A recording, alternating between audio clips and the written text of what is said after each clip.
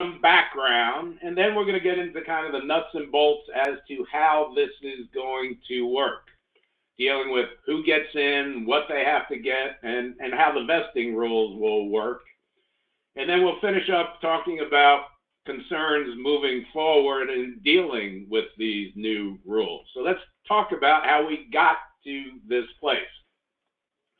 As many of you know, I spent 10 years at the American Retirement Association, a lot of time spent lobbying Congress during that 10 years, and there clearly has been voiced on Capitol Hill a concern about the savings gap in America for lower income workers, where those workers are not saving enough to have a decent retirement, is the belief, and that we need to encourage American workers to save more. On top of that, again, I was in Washington during the 10 years after the Great Recession. There was a belief that many of the full-time jobs were converted into permanent part-time positions, making it even harder for people to save for work, to save for retirement, excuse me. And the studies have shown, quite frankly, that workplace retirement savings arrangements are much more likely to have participants and save for retirement than if that person has to do it on their own in an IRA. And so for this reason, Congress wants to make workplace savings arrangements available so that long-time, part-time employees at least have that available to them. I mean, there's no secret. The benefit of a payroll deduction program is you never see it. It goes into your account, and you get much greater participation rates. This is a slide I've shown in many speeches over the years, but it buttresses the place of a workplace savings arrangement, particularly for those lower income workers, those moderate income, 30 to 50,000. If you're too low, you're really not, you're taken care of in retirement through other incentives such as tax credits and the like. But if you are in the $30,000 to $50,000 demographic compensation, studies show you're 15 times more likely to save if you have a workplace retirement plan than if you had to do it on your own. And so there is clearly a desire in Congress to open up these plans. And as many of you recall, we had a major retirement bill enacted at the end of 2019 that grew out of an earlier bill, the Retirement Enhancement and Savings Act. The Secure Act was actually what made it into law. The Secure Act was, the RESA, the predecessor, had been introduced as far back as 2014. It was reintroduced in the 116th, the last Congress, in the Senate as RESA. In the House, basically the same bill with some minor differences was introduced as the Secure Bill. And it's important to point out that this was a bipartisan bill, jointly sponsored by both the chair of the Ways and Means Committee, a Democrat, Richie Neal, and a Republican, the ranking member, Kevin Brady. And so it was bipartisan, so much so that it passed the House of Representatives by a vote of 417 to 3. You do not get more bipartisan than that. The bill moved to the Senate, where it was expected to go easily through the Senate by unanimous consent. Several senators objected to some provisions in there. They put a hold on it, and so it languished until the end of 2019, when Congress needed to fund government to keep it open. And as is often the case with those funding bills, they become a Christmas tree on which other legislative provisions are hung. And in this case, Secure was hung on that budget bill and was ultimately signed into law on December 20th. Now, RESA had been around for a long time, What was not in RESA, but was in the Secure Act, was this Section 112 that requires employers offering a 401k plan to offer long-term part-time employees the ability to make elected deferral contributions. This was clearly a priority of Chairman Neal, and the Republicans agreed to it, and here we are. It's now law. So what do we know why we wanted this? Why Congress wanted to do this? What does it actually do? For one, what it does is it adds a new qualification requirement to the rules that apply to 401k plans. So it adds a new mandate in order to get the tax benefits of a retirement plan. If it's a 401k plan, you must cover long-time, part-time employees. Now, this new requirement became effective this year. A lot of the Secure Act was effective last year. This was delayed a year and became effective January 1st of 2021, plan years beginning on or after that date. However, the law was written to allow plans, didn't mandate it, but I believe most plans are taking this option, and that is you are not required to count service with the employer plan sponsor that was rendered before January 1st, 2021. And so this effectively means, we'll talk in a second about the exact definition, but effectively means that a person, a long-time part-time employee, would not need to mandatorily join the plan before January 1st of 2024. So people have tended to kind of, put this to the back burner, but I think folks are beginning to recognize it's time to get prepared for these rules because it's actually, depending on the terms of the plan, you might have some of these long-term part-time employees in sooner rather than later. And we need guidance from the IRS to confirm how the initial periods will be counted for employees who were there on January 1st, 2024.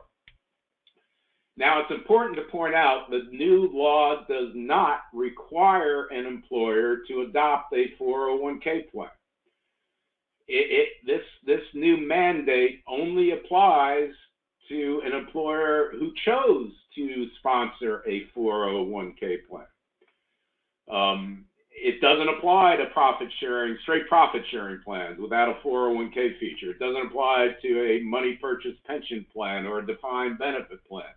It's only 401k plans, and it doesn't apply to 403B type plans that are sponsored by charitable organizations or public schools, for example, that type of plan, 403B, already has the so-called universal availability requirement, mandating that basically it's the ability to participate. It's available to everybody, with some exceptions. In any case, this is only a 401k plan, and it does not require every employer in America to go set one up. Now, there is legislation out there that would do that, and it's a favorite of Mr. Neal's, but we'll talk about that if time permits toward the very end as part of the concern process. So how will this work, the nuts and bolts? Under the new law, a long-term part-time employee is defined as one who is credited with at least 500 hours of service during 3 consecutive 12-month computation periods, eligibility computation periods. And so we already have in the regulations, going back to ERISA rules, as to how you count hours and set up eligibility computation periods. And it's presumed these same rules will apply. There's no reason to think otherwise. And so the 3 consecutive 12-month, your eligibility computation period begins on your date of hire, and subsequent periods begin on anniversaries thereof is the general rule. With that said, the regulations allow plans to switch to the plan year as the eligibility, the second eligibility computation period, and future computation periods. So this rule has been in place, and the fact is most plans do follow that rule because you're applying a 1-year service requirement. So you look, does the person have 1,000 hours in that first year? No. Well, you could keep tracking anniversaries, but then you're going to have potentially 365 different computation periods running all the time.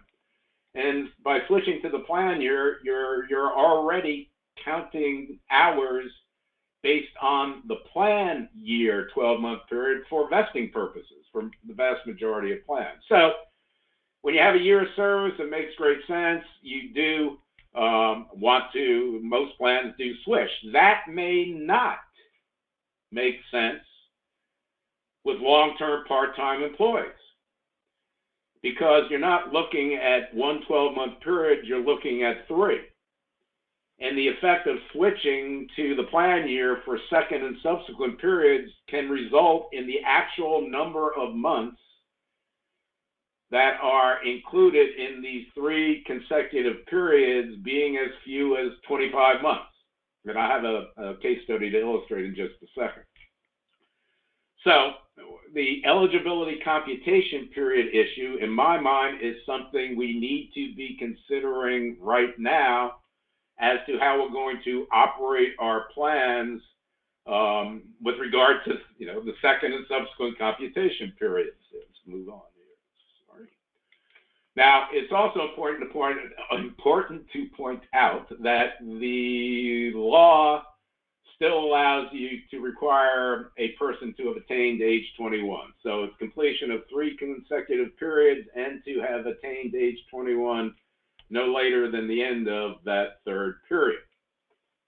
In addition, the normal plan entry date rules apply, which means that an employee, a long-term part-time employee, needs to enter the plan no later than the earlier of the first day of the month of the year, the plan year, or a date that is no more than 6 months after they satisfy age in service. And that requirement has morphed into what the minimum entry dates that plans typically have. If they want to go with the minimum, is you enter the first day of the plan year and the first day of the 7th month of the plan year for calendar plans, January 1, July 1.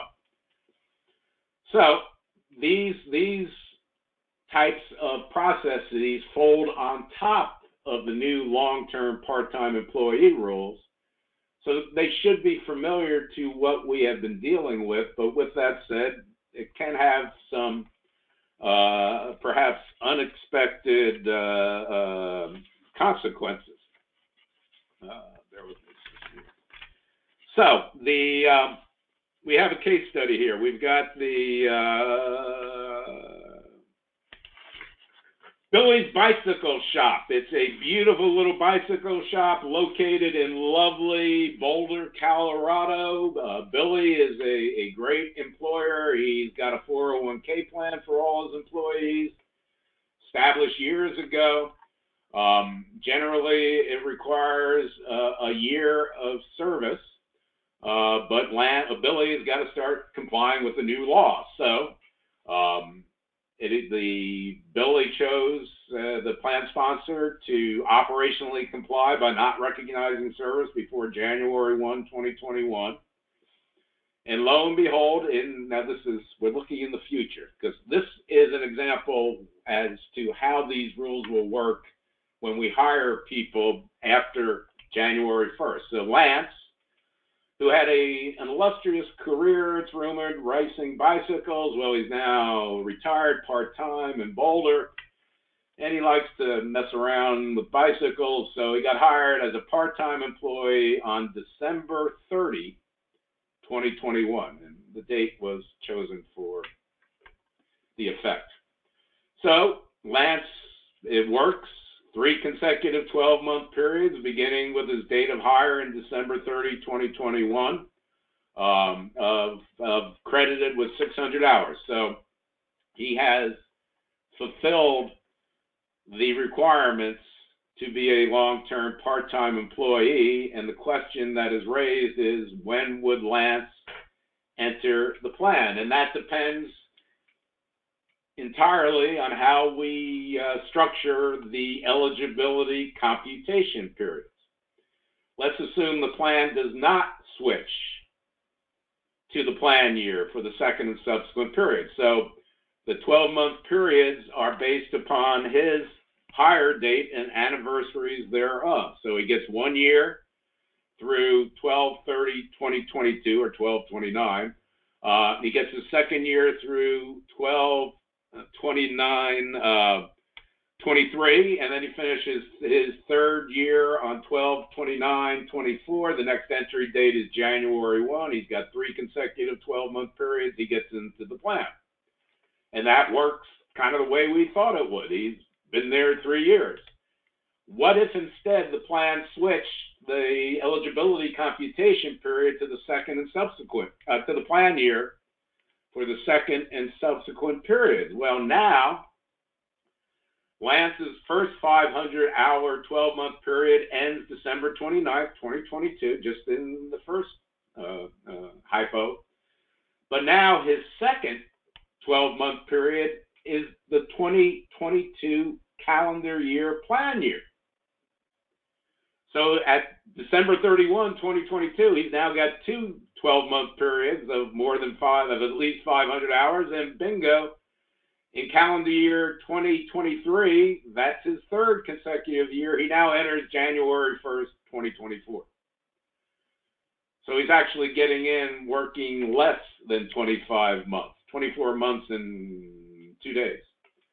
And that's fine if you're okay with that. And I don't see that playing into the people there January 1st of this year. You can run the plan year, I assume, for them, but this is an area that, in my opinion, we may need to get further guidance from the IRS. In my mind, I'm a little concerned. Do you have to make this eligibility election for all employees? Can you do it differently for long-term part-time employees? This is some of the guidance we're anxiously looking for coming from the IRS. I'll talk a little bit about that shortly. Craig, so what else? For eligibility, I should add that the normal exclusions that are permitted for coverage testing apply here. So it's okay to exclude long-term part-time employees who are non-resident aliens with no U.S. source income. Remember, it's not a non-resident alien. It's got to be both a non-resident alien with no U.S. source income. And so if you're working in the United States, even if you're a non-resident alien, you're going to have U.S. source income. So remember that. Second, so it's primarily pertains to employees who work overseas and are not American citizens, is normally the way you fit within that exclusion. The other is for union employees, i.e. those who are covered by a collective bargaining agreement where retirement benefits were the subject to good faith bargaining. And as I already mentioned, plans can exclude employees who have not attained age 21. Now, there is a question lingering out there on whether you will be able to exclude a long-term part-time employee who happens to be within a class of employees who are not eligible to participate. For example, it's not unusual for a large company with multiple divisions to set up a plan only for the employees in Division A. So if you work in Division B, Division C, sorry, you don't have a plan. And as long as the Division A plan can pass coverage, that's fine. The question that is raised, that I'm raising, is if there are long-term part-time employees in those Divisions B and C, do they have to participate, or is it okay to exclude them because it's a classification exclusion? I personally think it should be okay. the manner in which the law was written, I don't see it outlawing classifications, but IRS guidance will be needed. And even if it is permitted, it will have to fit within the parameters of the regulations, which I cite for you there, that this classification is not a disguised way of imposing an age or service condition. And the regulation has an example in so many words. A company has two divisions, A and B. To work in Division B, you had to have been employed in Division A for at least 5 years. The Division B employees have a plan that's the only Division B employees are eligible for. The Division A employees have no plan. The regulation example concludes this is impermissible. It has the effect of requiring 5 years of service in violation of the qualification rules, and so if we are permitted to have a classification, in my mind, you've got to be careful that it is not only long-term part-time employees, or even, in my opinion, predominantly long-term part-time employees or part-timers. Moving on. Craig, we did receive a question. Okay. Can a plan name certain full-time employees to be excluded, such as non-owner HCEs? Yeah. I mean, yes is the simple answer. Obviously, then you will need to test for coverage and the like, but as long, and I should further add,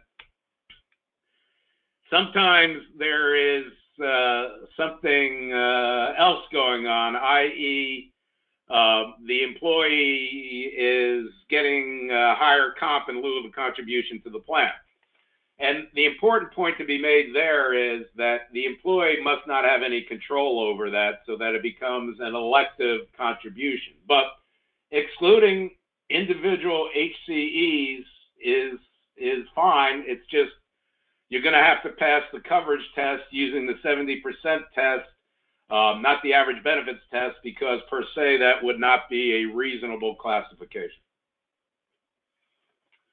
All right, moving on. Thank you for that question. Good question. How it works, contributions. When a long-term part-time employee meets the eligibility requirements and enters the plan, the only mandate is that employee must be given the opportunity to make elective deferral contributions. The employer is not required to make any contributions for the long-term part-time employees, even if regular employees who have completed a year of service are getting those types of contributions. And long-term part-time employees are not required to receive top-heavy minimums for plans that are subject to those top-heavy rules. The only requirement is that you let them make elective deferral contributions. Now, if a plan wishes to, it can allow long-term part-time employees to share in those same contributions, and sort of to encourage employers to at least think about doing that. The new law provides liberal testing options where those employees who are solely in the plan because of their long-term part-time status can be excluded when you do your non-discrimination testing on whether the allocation formulas are fair, or whether the matching contributions and elected deferrals are fair when tested under the average deferral percentage test or the average contribution percentage test, or they can be excluded for coverage testing. They don't have to receive safe harbor contributions if it's a safe harbor plan, and as I already mentioned, they don't have to receive top-heavy minimums. So if you choose to bring them in, they shouldn't mess up your plan design. And by I say, if you choose to let them in, I mean for the matching and or profit sharing contributions. They have to be allowed in for elective deferrals. It is certainly possible that a long-term part-time employee may at some point complete a year of service, a traditional year of service, 1,000 hours in a 12-month computation period, which you will still have to count, monitor that.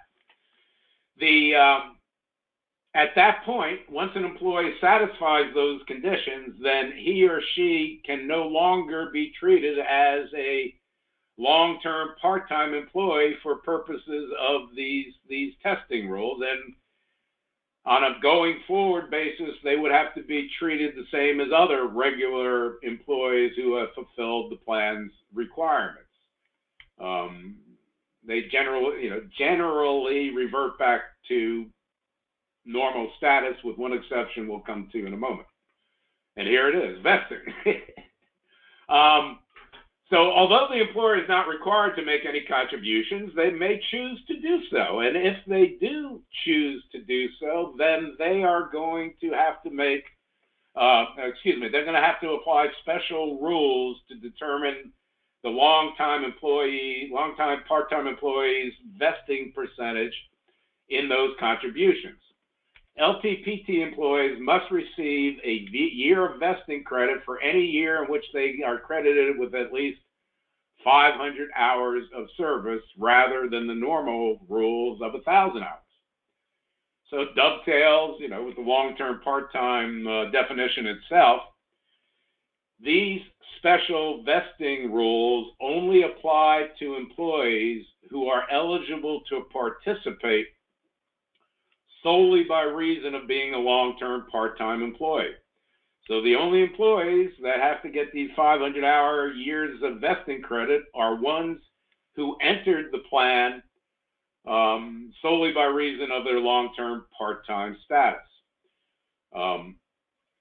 Other employees who got in for a reason other than being a long-term part-time employee will still have the normal 1,000-hour year of service rule apply. Now, as we already mentioned, if a long-term part-time employee actually completes a year of service, they must be treated going forward in the same way as the non-long-term part-time employees, with the one exception being vesting. Vesting credit must continue to be based on the at least 500 hours requirement for any person who became eligible solely by reason of being a long-term part-time employee. So this is going to continue going forward, and the IRS, to their credit, put out some guidance late in the fall of last year, Notice 2020-68. It addressed a number of provisions in the Secure Act to provide some informal interim guidance on the new law, and the notice specifically asked for comments in various areas. One was how to reduce the administrative burdens caused by this new law, which I'm going to mention in just a second. And we at NOVA did file a comment letter and share on behalf of our clients, concerns we had with how this new law was going to be applied. So we are doing our best to be proactive and engaging with the service to make known some of the concerns that are out there. And the concern I think we knew, in fact, I'm sure we knew this, but the notice confirmed what many of us already thought, and that is, although it's okay to exclude service prior to January 1, 2021 for eligibility, it is not permissible to exclude service for vesting prior to January 1st, 2021. If you dig into the wording in the Secure Act, it very specifically applies only to eligibility service, not vesting. Now, with that said, I'm not sure Congress really considered the administrative hassles this is causing, because this means we're going to have to figure out service back to whenever a long-term part-time employee started working for us. And one of the comments we made in our comment letter is that we believe the IRS should allow for sort of a fresh start date. and permit plans to not have to delve into the books going back to beyond 2016. I'm not sure they're going to always be out there, particularly if the employer, well, they may not have good records, as we all know. So the effect is that, yes, the eligibility rules allow long-term part-time employees to essentially be kept out of the plan until January 1, 2024. But once that employee enters the plan on January 1st of 24 and does so solely by reason of being a long-term part-time employee, that employee is going to come into the plan with vesting credit based upon those prior years.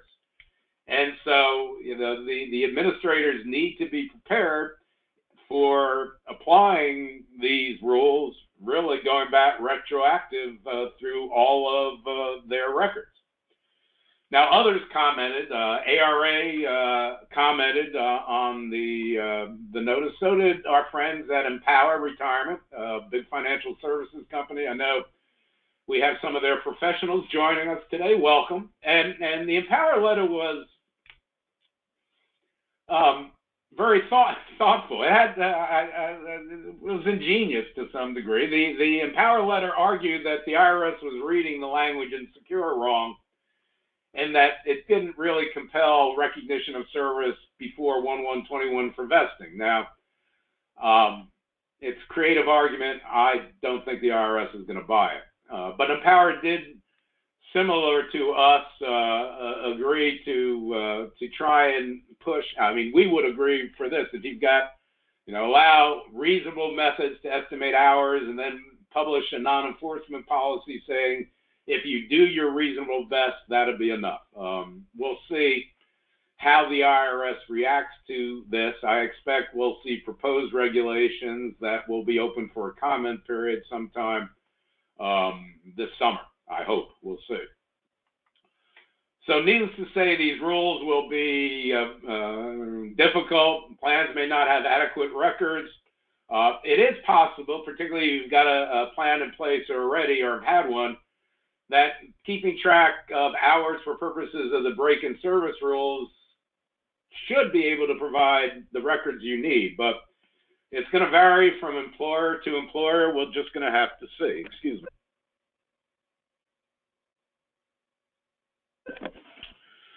All right. The other issue with this is these long-term part-time vesting rules only apply to people who are eligible solely by reason of being classified as a long-term part-time employee. Many employers set up their plans to let people in sooner than that. I mean, our NOVA plan, for example, you're eligible to make elected deferrals after 6 months of employment, regardless of hours of service. And the question that raises is, how do the vesting rules apply in that, or for that matter, the long-term part-time employee rules at all? So that, you've got a plan that allows people to enter the plan the first day of the month following date of hire. That plan will never have anybody entering it that does so solely on the basis of being a long-term part-time employee rule. So the plan would not be required to credit service, vesting service based on 500-hour credited service, nor, that's the good news, I guess. The bad news is you would not be able to exclude part-time employees as you can if they enter solely by virtue of being a long-time part-timer. But with that said, there are in place for plans that do let people in earlier than a year of service, age 21, you can do the permissive disaggregation where you test those shorter service people, Highlies and non-Highlies together as a group, and the longer service people together as a group. You could still do that. you would not get any pass on the top-heavy minimums, which is a law that needs to be changed. There actually are proposals, apart from anything to do with long-term part-time employees, that would allow you to apply those same normal disaggregation rules as to who's eligible for a top-heavy minimum. The goal there would be to get more people into the plan. In any case, going back to long-term part-time employees, at the end of the day, we're going to need to have some guidance from the IRS. And the last point with the vesting rules is to reemphasize, you don't have to make any contributions for these people. If you want to, great, but you don't have to. It's only when you choose to that now the vesting rules come into play. So let's take a look at a case study to illustrate all the good things we were just talking about. We've got the Central Perk coffee shop, lovely Central Perk, located in Manhattan, very nice atmosphere. I'm sure you may have seen it on TV. They've got a profit sharing plan, K-plan. It's been around for 10 years, 1 year service, age 21. Prospective entry 1171. The plan has elected deferrals, profit sharing, and matching on a discretionary basis, and has a 6-year graded vesting schedule. And the matching and discretionary contributions are not otherwise available to the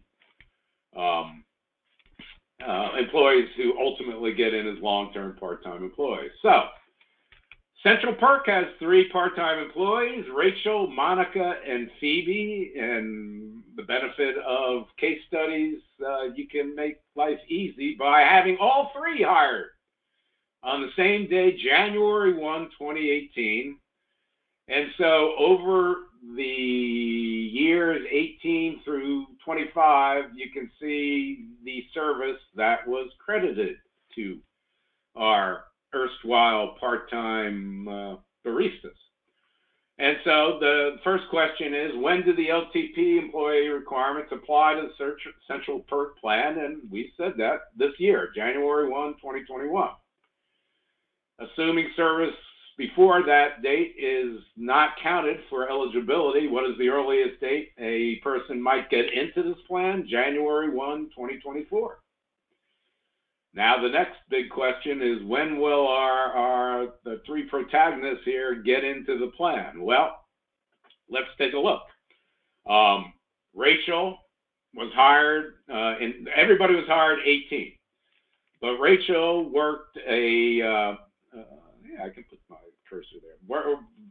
Rachel worked 500 hours, 18-19, but then skipped a 500 hour in 2020. So in 2021, she worked 500, 22, 500, 23, 500. She's our poster child. She gets in 1/1/24 for the earliest date. Monica, on the other hand, in 2021, didn't have a full year of service, otherwise completed 3 straight 500-hour years at the end of 24, so she enters 1/1/25.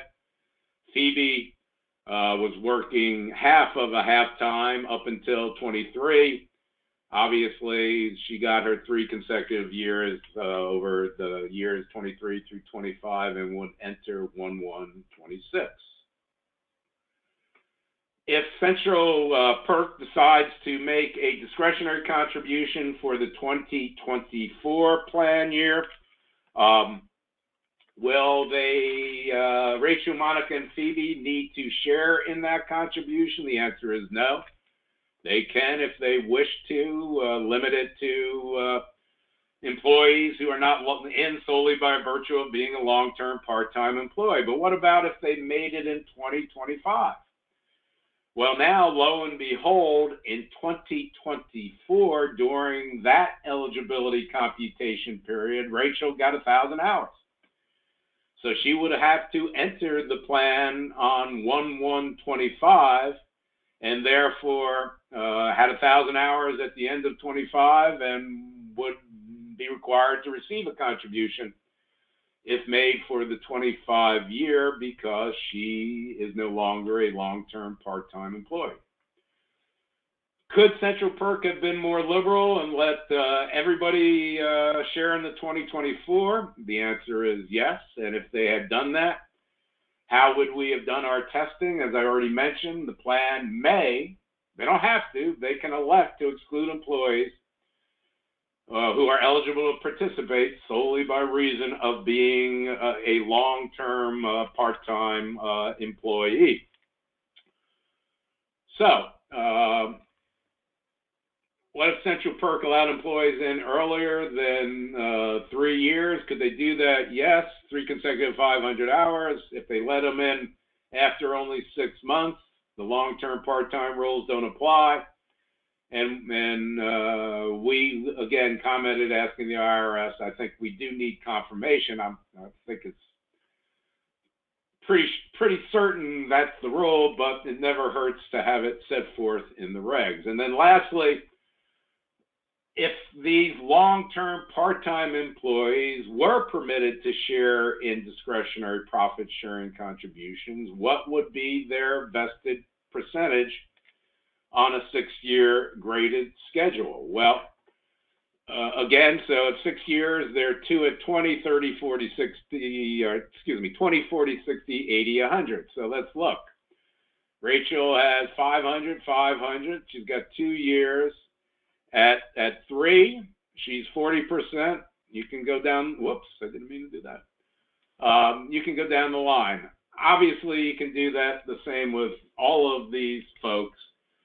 And the point to be made is for Monica, we are, when she enters the plan in 2021, she has 3 years. She doesn't get a third year during 2021, or fourth year, right? No, third year, fourth year.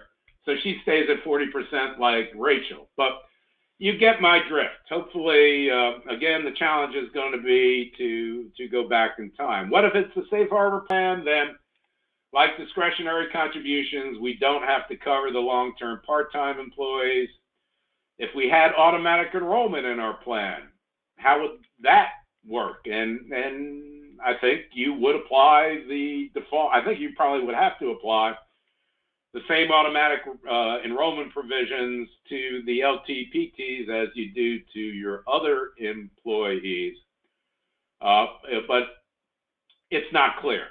So we will, I think that's probably what's going to come out, but we'll have to look to the IRS for guidance on that as well. Lastly, what if we have a second location in Brooklyn? Can we exclude them because that's a classification exclusion? I think, again, we went through this. I think you probably could. IRS guidance needs to confirm it.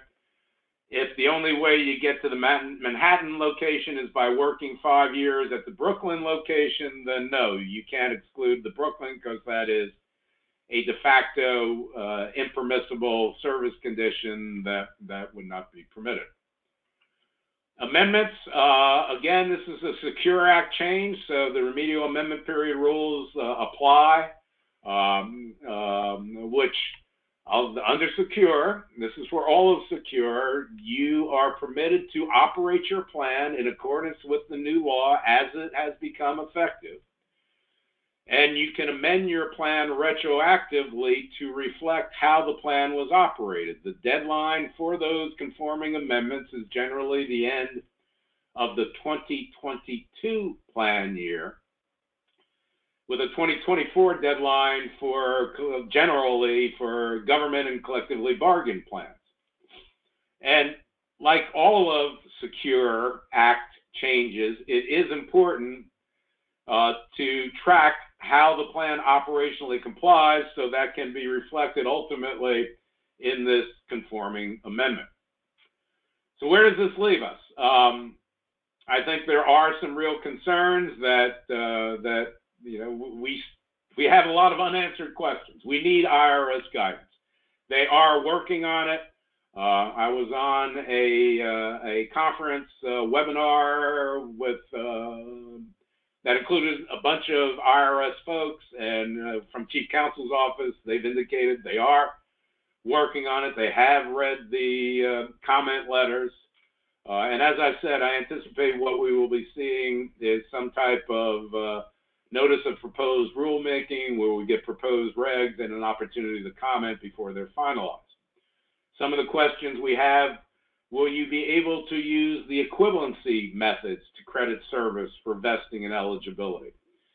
I mean, those are out there right now, so that if you don't want to track hour by hour, you can use a sort of rough assumption based on a period of time, so that if you work any time during a day, you get 10 hours. If you work any time during a week, you're credited with 45 hours.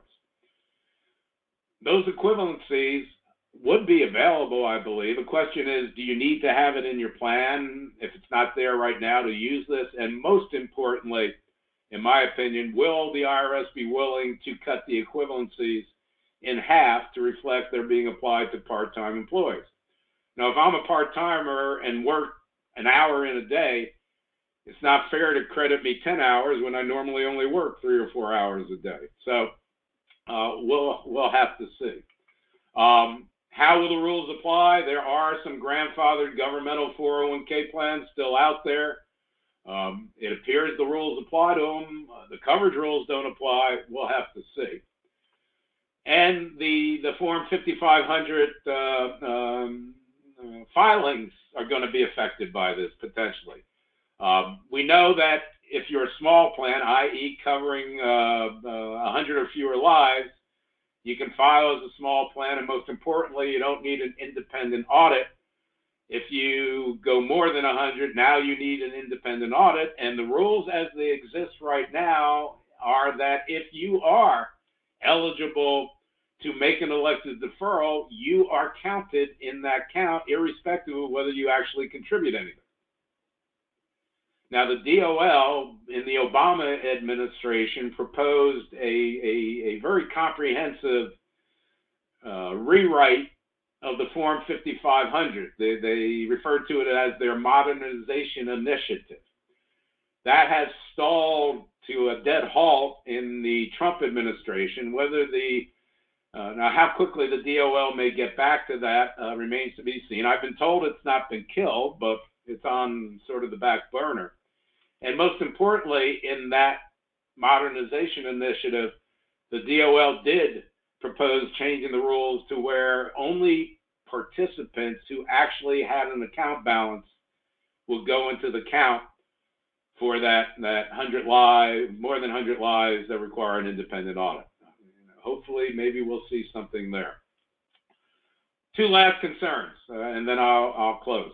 One, there is the Secure 2.0 reform, the next round of pension reform includes a provision that would retroactively, as if included in the Secure Act, change the 3 consecutive 12-month periods of 500 hours to only 2. And that's been listed on Chairman of the Ways and Means Committee, Neal's agenda for what he wants the Ways and Means Committee to accomplish this Congress. Second, as I said, this does not mandate you must have a plan, but there is legislation out there that would do exactly that, that would require all employers to have a 401k plan open to all their employees, including long-term part-time employees. Otherwise, I think that is over by 2 minutes. We started 2 minutes late, so I call that right on time. Any further questions, Andrea? Yes, we've received several questions. And I will do my best, folks, if we run out of time, to get back to you. We should have your email addresses, so please, go ahead. All right, first question is, will plan documents need to specify that long-term part-time are not eligible for employer contributions? Yeah, I think they probably will. Yes, you will need to define who will or who will not be eligible. Now, that may be simply by saying you've got to have a year of service, or have completed a year of service, and I'm sure the various document providers out there are considering how to address it. But yes, I think you will have to address that in your plan document. Are long-term part-time employees going to be subject to automatic enrollment plans? Again, it's not. I mean, if you've got a plan, it's not mandatory. Let's say that to begin with. If you don't have automatic enrollment, you don't have to instill it just because you're bringing in long-term part-time employees. Again, there is some proposed legislation that might require that someday, but right now, no. The question that I do have, and I'm not sure of the answer, is what if you have automatic enrollment already? Do you have to enroll the long-term part-time employees in under that provision? I think you probably will, but I think that's also still an open question. Anything else? Yes. Why does vesting matter if they are only allowed to defer and the employer is not required to contribute on their behalf? It doesn't matter if the long-term part-time employees only receive their own elective deferrals. The questioner correctly infers that if you don't make any contributions for long-term part-time employees, there's never an account to which to apply a vesting schedule. And you're right. That's absolutely true. But it is possible, keep in mind, that that long-term part-time employee may someday become a regular employee, but they entered the plan solely by virtue of being a long-term part-time employee, and so you still have that 500-hour rule hanging over even for those people now that they're getting contributions. So there can be application even in that context. The example states that long-term part-time employee rules don't apply since no employee enters solely due to reason of being long-term part-time employee. Does that mean that vesting doesn't have to be tracked at 500 hours if the plan requires 1,000 hours? I'm not sure I understand the question entirely, but let me phrase what I think the question is. Read it again real quick. The example states that long-term part-time employee rules don't apply since no employee enters solely due to reason of being a long-term part-time employee. Does okay, that I got it. Let me jump in. So as I posed in my slides, the vesting rules, special rules, only apply to employees who enter the plan solely by reason of being a long-term part-time employee. Therefore, if you let people in, if nobody gets in solely on that basis, then in my opinion, there is no application of the long-term part-time employee rules. Nobody ever entered the plan on that basis. So I think the questioner is asking, so if that's the case, can we keep requiring 1,000 hours for vesting computation periods? And my answer would be yes, because those rules only apply to people who enter solely by reason of being a long-term part-time employee. I'll take one more, and then we got to let people go at an hour. All right, we'll do one more. And again, if we weren't able to get to your question, we will send you an email separately. Also, as a reminder, currently the PDF copy of today's presentation is available in your GoToWebinar panel under the Handouts dropdown. Just click on that dropdown, double-click on the PDF, and you can save that to your local device. This recording will also be made available on our YouTube channel. So if you just go over to youtube.com, search Nova 401k Associates, you will see this recording this afternoon, as well as other recordings that we've had. If you are a Nova client and you have any questions, please feel free to reach out to your Nova account manager if you have questions on your specific 401k plan. Last question before we close out. If a client has no match but wants to add mid-year the 3% non-elective that the Secure Act allows for, would long-term part-time employees qualify for this employer contribution? if they have met the long-term part-time 500 hours over 3 years. So, again, long-term part-time employees, if they're in the plan on that basis alone, do not have to share in safe harbor contributions. And that was on one of the slides, but that's the point, is that Congress has done its best to kind of carve out the normal plan rules. The goal is to get these people the ability to make their own contributions based upon, the likelihood 15 times more they'll actually save if they have a workplace savings arrangement. This is, again, ultimately the real goal of Mr. Neo and many others is to mandate you have a plan. We're seeing that happening in the state initiatives, like in California and Oregon, to name a couple. So that may be coming. But for now, there's no mandate, and the bottom line is we're going to have some fun dealing with this. Obviously, I'll close on this. It's still early. I have no doubt that when proposed regulations are released, there will be a need for another webinar to talk about what is raised by those regulations. So my closing comment: get prepared, start thinking about these rules. I'm glad you attended. I think that shows you're thinking about it. And hopefully you'll join us in the future for other NOVA webinars. That's it, folks. Thank you very much. Thank you, everyone. Have a great day.